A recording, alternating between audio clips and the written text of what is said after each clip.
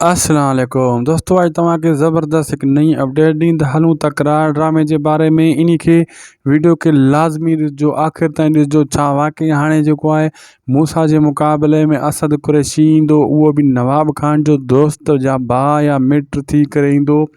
छा थींदो छा न थींदो, सॼी कहाणी ॿुधाईंदासीं इन नंढड़े वीडियो में। इन खे आख़िर ताईं ॾिसो ऐं थी सघे त उदासी टीवी यूट्यूब चैनल के भी ज़रूर सब्सक्राइब कंदा, असांजे पेज के भी फॉलो लाइक शेयर ज़रूर कंदा।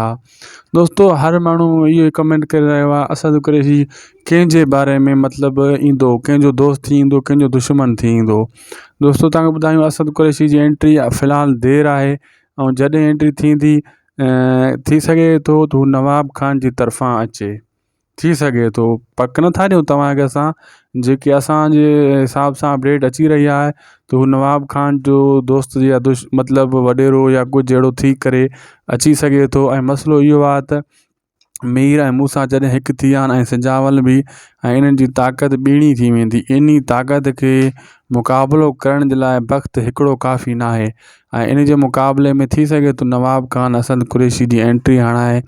थी सघे थो उहो असद कुरैशी अची करे नवाब खान जो हिकु ताक़त वारो माण्हू थी करे या उनजो दोस्त थी करे, जीअं हाकिम खान ऐं कमाल खान हिकु थी विया हुया, ईअं थी करे जेको आहे इन्हनि जो मुक़ाबिलो करे सघे थो।